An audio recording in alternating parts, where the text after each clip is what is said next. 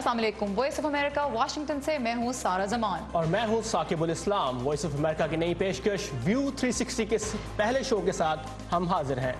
इस शो में हम आपके लिए सिर्फ अहम खबरें ही नहीं लाएंगे बल्कि उनके आपकी दुनिया पर क्या असरात मुरतब हो सकते हैं इस बारे में भी बात करेंगे और आपको झलक दिखाएंगे अमेरिकी मुआशरे की और पेश करेंगे वो कहानियाँ जो आपके दिलों को छू लेंगी। तो आइए शुरू करते हैं व्यू 360। तुर्की रेफरेंडम के नताइज, मुस्तकबिल कैसा होगा? अमेरिका में इंतहा पसंद नजरियात का मुकाबला, मुस्लिम कम्युनिटी क्या कर रही है? We still have internal security issues as it relates to those who claim to be Muslim. More than 6,000 meals जो homeless को हमने दिए last year. और कहानी एक पाकिस्तानी की जो बन गया वाशिंगटन के बेघर अफराद का मसीहा। लेकिन सबसे पहले बात करेंगे ट्रंप इंतजामिया में कौमी सलामती के मशीर जनरल HR मैकमास्टर के दौरे पाकिस्तान की, जो उन्होंने अब से कुछ ही देर पहले खत्म किया। ये जनरल मैकमास्टर का खित्ते का पहला दौरा है जिसमें वो अफगानिस्तान और पाकिस्तान के बाद भारत भी जाएंगे। पाकिस्तान के अपने इस दौरे में जनरल मैकमास्टर ने वज़ीर-ए-आज़म पाकिस्तान से मुलाकात के अलावा खारजा पॉलिसी के मुशीर सरताज अजीज से भी मुलाकात की है। इससे पहले अफगानिस्तान के दौरे में मैकमास्टर ने खित्ते में दहशतगर्दी के खात्मे के लिए पाकिस्तान पर यह जोर तो दिया कि वो तालिबान के तमाम धड़ों के खिलाफ कार्रवाई करे, लेकिन यह वाज़ेह नहीं किया कि अमरीका अफगानिस्तान में अपने फौजियों की तादाद में इजाफा करेगा या नहीं। और इस वक्त इस्लामाबाद से हमारे साथ मौजूद हैं हमारे नुमाइंदा अयाज गुल। अयाज, आप मेरी आवाज़ सुन सकते हैं? जी जी जी मुझे आपकी आवाज़ आ रही है। ये बताइएगा कि इस दौरे में क्या जनरल मैकमास्टर ने अमेरिका की और खासतौर पर ट्रंप इंतजामिया की पाक अफगान पॉलिसी के बारे में कुछ वाज़ेह किया पाकिस्तानी क़यादत को? नहीं, जहां तक ट्रंप इंतजामिया की पॉलिसी का सवाल है तो एक रोज कबल जब काबुल में भी उनसे ये सवाल पूछा गया था कि क्या डोनाल्ड ट्रंप जो हैं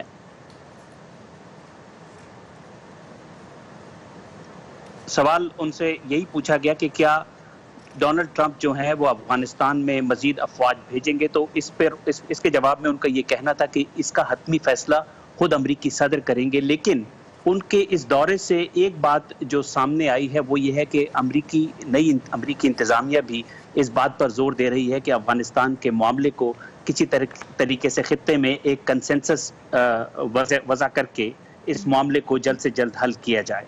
और दूसरी तरफ हमने ये भी देखा है कि तहरीक तालिबान पाकिस्तान के तर्जुमान एहसानुल्लाह एहसान की गिरफ्तारी की खबर सामने आई है, उसकी क्या तफसीलात हैं?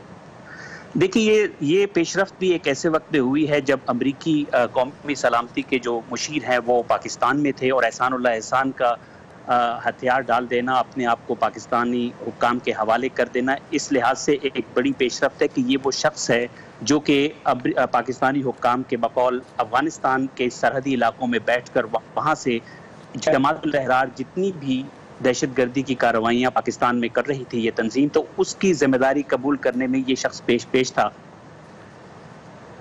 ऐसे में एक जो बात आपको बताता चलूं कि जो पाकिस्तानी हुक्काम की बातचीत हुई है अमरीकी सलामती के जो कौमी सलामती के मुशीर हैं उनसे, उसमें बज़ाहिर ऐसा लगता है कि जो पाकिस्तान अफगानिस्तान के साथ सरहद पर एक बाड़ लगाने की कोशिश कर रहा है और वहाँ पे मजीद साहब वक्त की कमी की वजह से हमें यहाँ पे गुफ्तगू को खत्म करना होगा। आजगुल साहब ने हमें बहुत अहम अपडेट्स दी।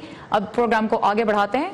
पाकिस्तान के सूबा खैबर पख्तूनख्वा के inspector general police Salahuddin Mehsud ने कहा है कि हजूम के हाथों तौहीन मजहब के इल्ज़ाम में कत्ल होने वाले अब्दुल वली खान यूनिवर्सिटी के तालिब इल्म मशाल खान और उनके 2 साथियों पर आयद इल्ज़ामात से मुतल्लिक ताहाल कोई सबूत नहीं मिला। सलाहुद्दीन महसूद का कहना था कि सुप्रीम कोर्ट की हिदायत के मुताबिक मुकदमे की तमाम तफसीलात मंगल को अदालत में पेश की जाएंगी।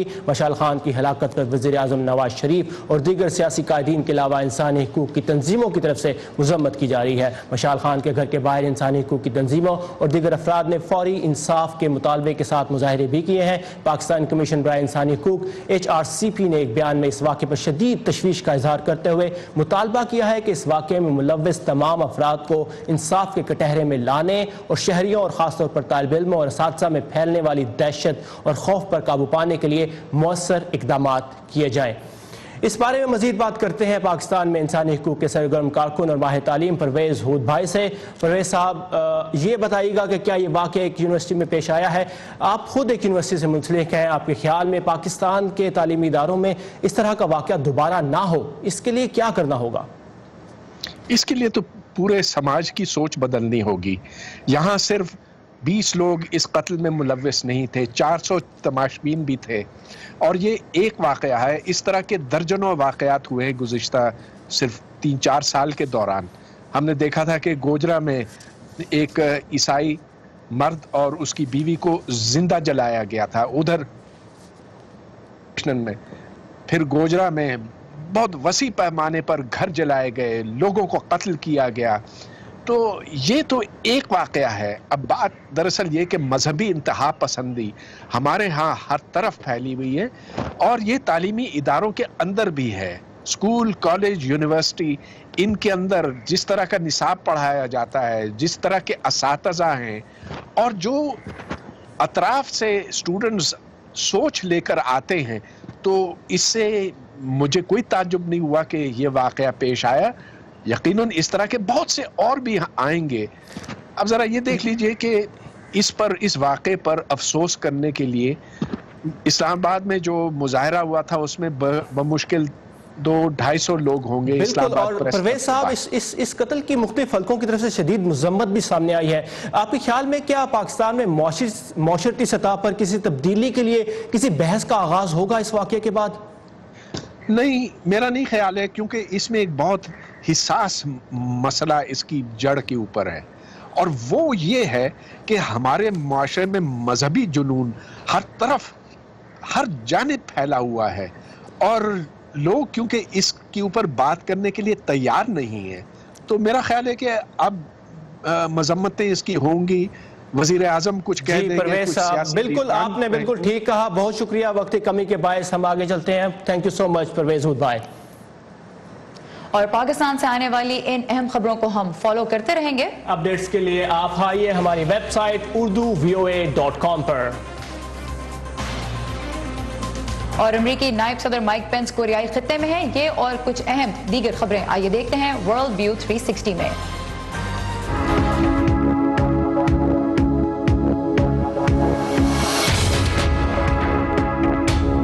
امریکی نائب صدر مائک پینس کی شمالی کوریا کے لیے امریکہ کے صبر کا پیمانہ لبریز ہو جانے کی تنبیہ کے بعد چین نے فریقین کو مذاکرات کی جانب لوٹنے پر زور دیا ہے. چین کی وزارت خارجہ کے ترجمان کے مطابق کورین پیننسولا میں بڑھتے ہوئے تنازع کے پرامن حل کے لیے کشیدگی میں کمی لانے کی ضرورت ہے.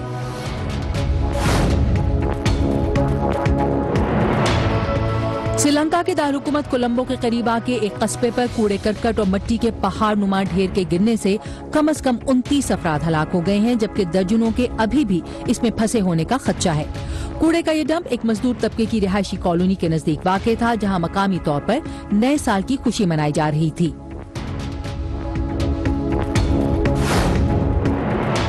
دنیا بھر میں مسیحی برادری نے کل ایسٹر منایا. پوپ فرانسس نے اس موقع پر اپنے پیغام میں تارکین وطن، غریبوں اور نادار طبقے کے ساتھ ناروا برتاؤ کی مذمت کی.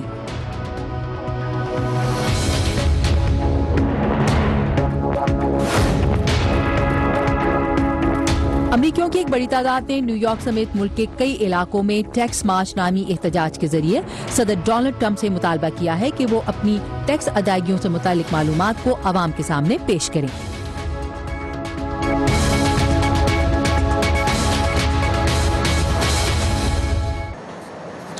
اور اب بات کرتے ہیں ترکی کی، جہاں آئینی ریفرینڈم میں صدر رجب طیب اردوان کے موقف کو برتری حاصل ہونے کے بعد ملک میں پارلیمانی نظام کی جگہ صدارتی نظام کے نفاذ کی راہ مزید ہموار ہو گئی ہے. اور نظام میں تبدیلی کے لیے آئینی ترمیم 2019 میں ہونے والے عام انتخابات کے بعد نافذ العمل ہوں گی، جس کے تحت ملک میں وزیر اعظم کا عہدہ ختم ہو جائے گا.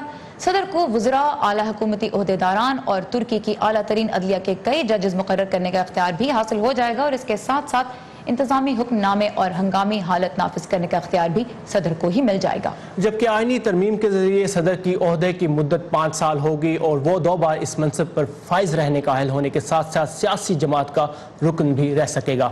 سرکاری خبر رساں ایجنسی اناتولو کے مطابق تمام ووٹوں کی گنتی مکمل ہو چکی ہے، جس کے بعد ہاں کو 51.4%، جبکہ نا کو 48.59% ووٹ ملے.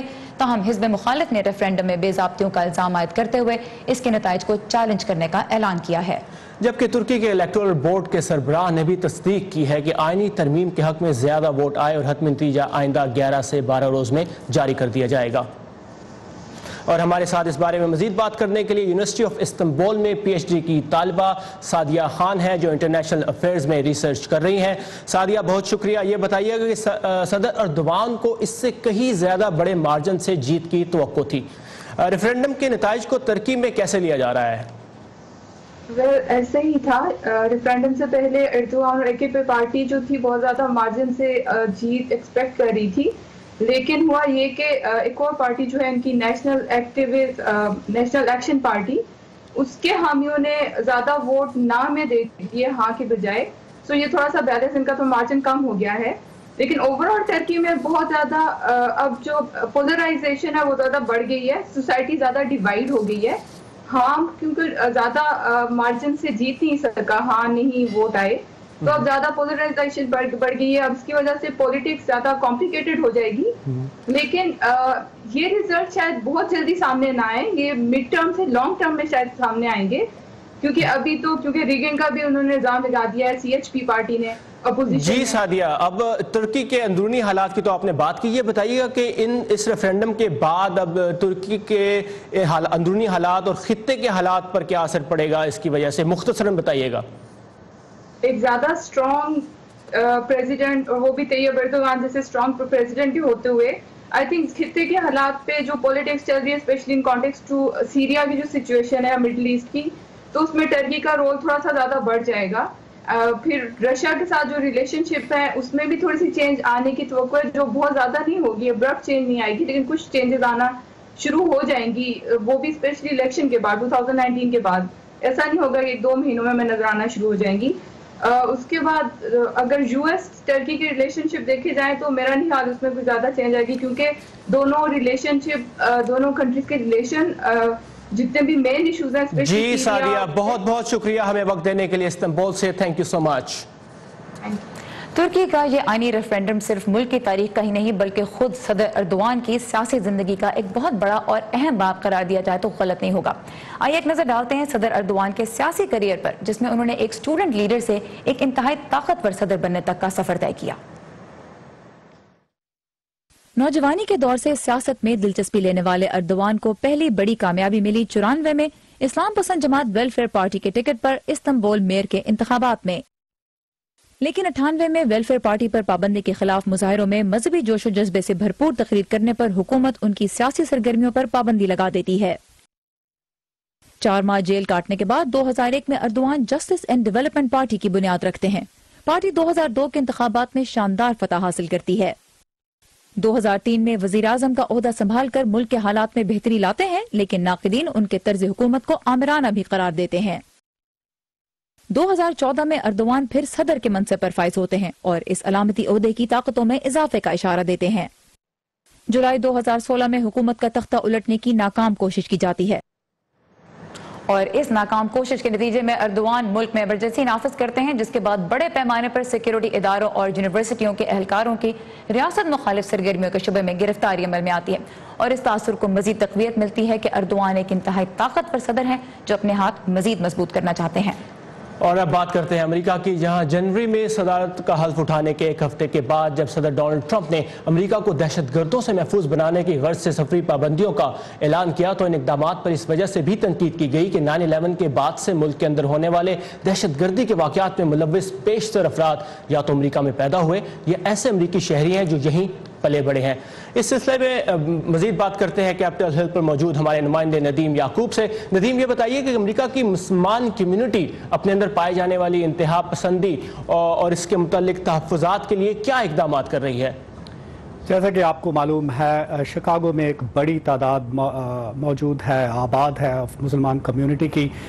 میں اس کے مضافاتی علاقوں میں گیا جہاں پر کمیونٹی جو ہے مسلمان کمیونٹی وہ ایکٹیولی کام کر رہی ہے اپنے بچوں اور نوجوان نسل کو اس آئیڈیالوجی سے دور رکھنے کے لیے.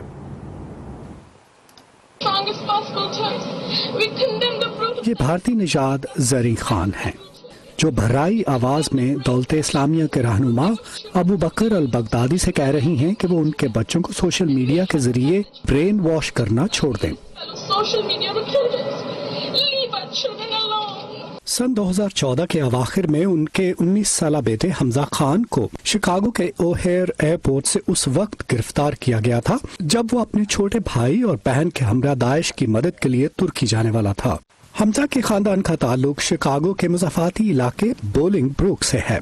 हाल ही में वॉइस ऑफ अमेरिका को दिए गए एक इंटरव्यू में कांग्रेस के मुसलमान रुकन आंद्रे कार्सन का कहना था कि अमेरिका की दाखिली सिक्योरिटी से मुतालिक मुसलमानों के बारे में तशवीश पाई जाती है।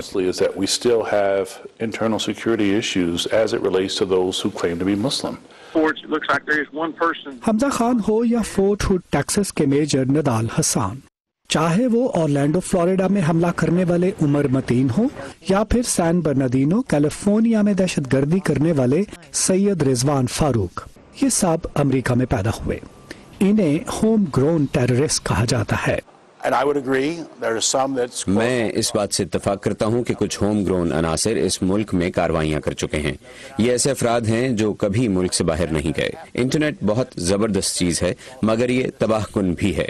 बॉलिंग ब्रुक के करीब ही नेपरविल नामी कस्बा है जहाँ पर मुसलमान कम्युनिटी अस्करियत पसंद ग्रोहों की जानिब से नौजवानों को जहादी नजरियात की तरफ मायल होने से रोकने के लिए कोशिशें कर रही है। हमारे आइम्मा जो हैं, हमारे इमाम हैं, हमारे खतीब जो हैं, वो किताब और सुन्नत की रोशनी में ये बात बताते हैं कि ये नफरत के पैगामात इस्लाम से इनका कोई ताल्लुक नहीं है। इस प्रोग्राम का एक अंसर दूसरी कम्युनिटीज के साथ मिलकर काम करना भी है। दूसरे मजहब के लोगों के साथ मिलकर इंसानियत की फलाह और बहबूदी के लिए काम करने के प्रोजेक्ट्स क्रिएट किए गए। ये जिम जो है सिर्फ मुसलमानों के लिए मुख्तस नहीं है, ये जो है सभी लोगों के लिए खुला हुआ है।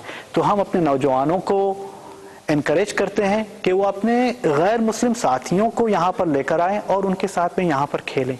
कम्युनिटी की कोशिशें अपनी जगह, मगर आंद्रे कार्सन कहते हैं कि इंफरादी हैसियत में किए जाने वाले दहशतगर्दी के हमलों का इंसदाद सरकारी पॉलिसी पर भी मुनसर है। ओबामा इंतजामिया के दौर में इंसदाद इंतहा पसंदी की कोशिशें कुछ खामियों के बावजूद काफ़ी हद तक कामयाब थीं। डोनाल्ड ट्रंप के ज़ेर इंतज़ाम इन कवानीन को बगैर कोई मुमकिना वजह बताए मुसलमान कम्युनिटी की निगरानी के लिए इस्तेमाल किया जा सकता है। सरकारी पॉलिसी चाहे जैसी भी हो, शिकागो में आदिल और दूसरे कम्युनिटी रहनुमा इंतहा पसंदी के खात्मे के लिए बैनुल मज़ाहिब मुकालमे और सरगर्मियों को इंतहाई अहम करार देते हैं। नदीम याकूब, voice of America, Chicago. Nadeem, Chicago की कम्युनिटी के बारे में मैं थोड़ी सी बात करना चाहूंगी आपसे कि इक़दाम तो कम्युनिटी कर रही है, लेकिन जो खबरें आ रही हैं उनसे तो लगता है कि एक मुस्तकिल चैलेंज का ही सामना है इस कम्युनिटी को। बिल्कुल दुरुस्त कहा आपने। ये एक ऐसा चैलेंज है जिसके लिए कम्युनिटी काम भी कर रही है, कुछ उनको कामयाबी भी हो रही है, लेकिन ये एक चैलेंज है पेरेंट्स के लिए भी और कम्युनिटी के लिए भी। अभी मिसाल के तौर पर गुज़श्ता हफ्ते ही शिकागो के मुज़ाफ़ाती इलाके में 2 ऐसे अफराद को गिरफ्तार किया Chicago joint terrorism task force ने, जिनके बारे में कहा जाता है कि वो दोनों जो थे वो एक्टिवली दाइश या दौलत इस्लामिया की मदद के लिए काम कर रहे थे, उनके लिए लोगों को तरबियत फराहम कर रहे थे। इन दोनों के जो नाम हैं वो एडवर्ड शिमेंटी है उर्फ अब्दुल वली और जोसेफ जोन्स उर्फ यूसुफ अब्दुल हक हैं। इन दोनों की उम्र 35 बरस हैं, दोनों US सिटीजन्स हैं और ये एक्चुअली एक ऐसे बंदे को एक तीसरे शख्स की तरबियत कर रहे थे और उसे मशरिक वुस्ता भिजवाने के लिए उसकी मदद कर रहे थे। बिल्कुल ठीक, बहुत शुक्रिया नदीम, आपने हमें अपडेट दी इस बारे में, शिकागो की कम्युनिटी में हमें लेके गए, बहुत शुक्रिया, thank you. Hello, I'm Amanda Bennett, Director of Voice of America, and Voice of America's Urdu service is proud to partner with Aish TV in bringing you our new program, View 360. We think the program will be important in linking both the people of America and in Pakistan. For one thing, Voice of America can bring you the views of policymakers whose actions affect everyone in the world. But more important, we think it's really critical to link the people of Pakistan in Karachi, in Lahore, with the ordinary people in the United States to give you a view of what the off-the-highway experiences are of just ordinary American people. So thank you very much and welcome to View 360.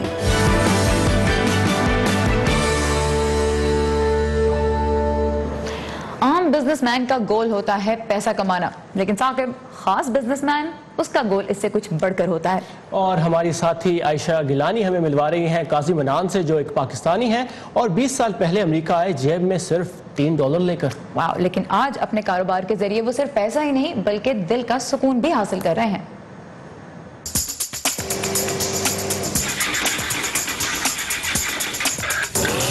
Washington D C میں white house سے کچھ ہی فاصلے پر واقع ہے سکینہ حلال girl, جس کا نام کچھ دن پہلے تک معیور کباب تھا۔ اندر کچن میں ہیڈ شیف سہیل رحمان اپنی ٹیم کے ساتھ آج کے لیے تیاری کر رہے ہیں۔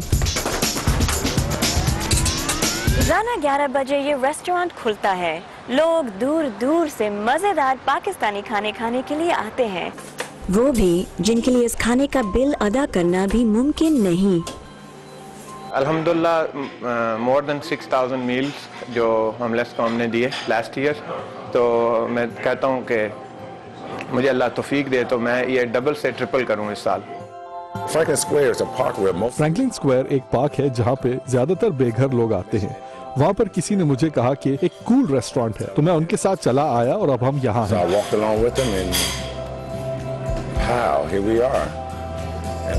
یہ ایک نعمت ہے کیونکہ میں نہیں سمجھتا کہ اس طرح کے انسان اب بھی دنیا میں بستے ہیں۔ میں امید رکھتا ہوں کہ یہ دیکھ کر دوسرے لوگ، ادارے اور ریسٹورانٹس یہی کام کرنے پر آمادہ ہوں گے۔ واشنگٹن ڈی سی کے بے گھر اور غریب افراد کے لیے اپنے ریسٹورانٹ کے دروازے کھولنے والے قاضی منان اس کام کے لیے انسپریشن خود اپنی زندگی کے ایک حصے کو قرار دیتے ہیں، وہ حصہ جو پاکستان میں ان کا کل تھا۔